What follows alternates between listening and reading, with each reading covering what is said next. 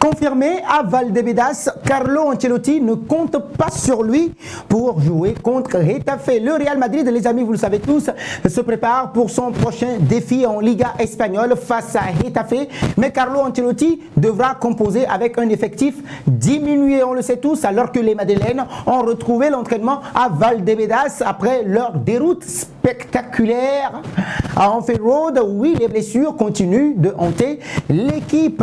La confirmation est tombée. Aurélien Tchouaméni, oui les amis, ne sera pas disponible pour le match au Santiago Bernabéu ce dimanche. Match que vous pourrez suivre en live commenté. Alors, avant de plonger dans le développement de cette nouvelle capsule vidéo, les amis, assurez-vous de suivre notre chaîne Real de Madrid dénommée Real de Madrid sur WhatsApp, Facebook, YouTube et TikTok. N'hésitez absolument pas. Nous avons également les www.realdemadrid.com que vous avez à l'interface, oui, sur lesquels vous avez toute l'actualité liée à la Casablanca. N'hésitez pas à vous abonner et à activer la cloche de notification pour être à la une de nos prochaines actualités sportives. En le faisant, les amis, vous savez quoi?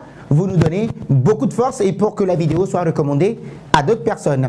Une absence qui pèse lourd. Aurélien Tchouaméni, pilier du milieu de terrain du Real Madrid, les amis, est contraint de rester à l'infirmerie. Bah oui, les examens ont révélé qu'il ne sera pas prêt avant le choc contre l'Athletic Bilbao le 4 décembre prochain à San Mamés, prévu justement dans le cadre de cette Liga espagnole. Et donc oui, cette absence s'ajoute à une longue liste de joueurs touchés par des blessures cette saison 2024-2025. Un véritable casse-tête pour cet homme, Carlo Ancelotti, oui, avant de pallier ce manque. L'entraîneur italien envisage maintenant de repositionner Federico Valverde au milieu de terrain.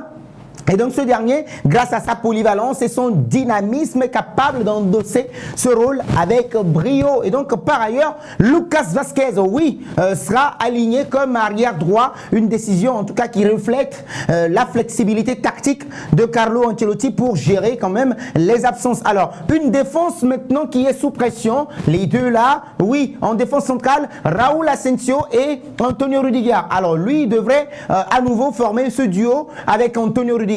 Donc ce tandem qui a démontré des signes encourageants lors des récents matchs quand même. Et bah oui, il faut reconnaître aussi que le manque de continuité dans cette défense, dans la composition défensive, reste un véritable problème pour Carlo Ancelotti. Les blessures et les rotations forcées quand même ont empêché le Real Madrid de trouver une véritable stabilité à l'arrière. Alors, un fléau de blessures incompréhensible aussi, d'où la série, d'où la question qui se pose sur l'état physique, la condition physique des joueurs. Dans les bureaux de Charmentin, le phénomène est une source d'inquiétude et donc là, l'équipe de préparateurs physiques menée par cet homme, Antonio Pintus, est sous pression, oui, pour expliquer maintenant, ou bien résoudre ce fléau de blessures. Et donc, le dernier en date à rejoindre l'infirmerie est Eduardo Camavinga, les amis, qui s'est blessé lors du match contre Liverpool.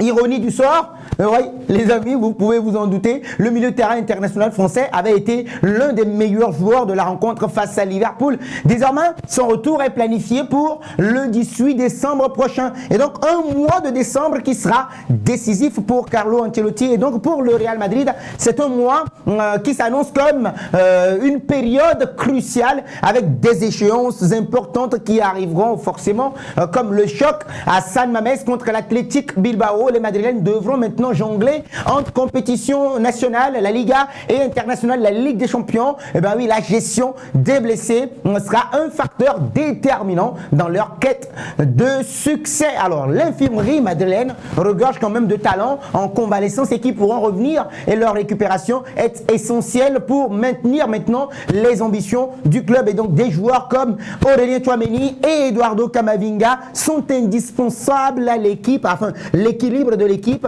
et leur absence pourrait peser lourd, oui ça on le sait, notamment en Liga espagnole où chaque point est crucial. Objectif maintenant, maintenir le cap actuel.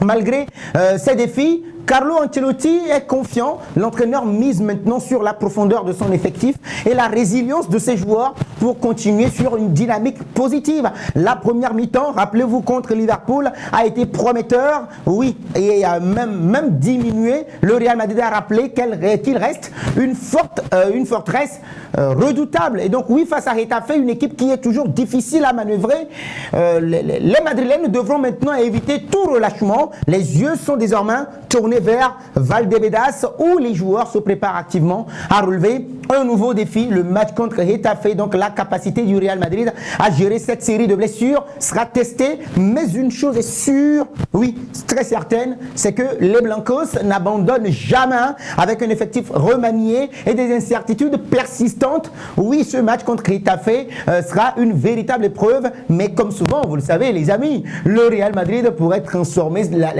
l'adversité en opportunité, prouvant justement une fois de plus pourquoi il est l'un des clubs les plus résilients du football mondial.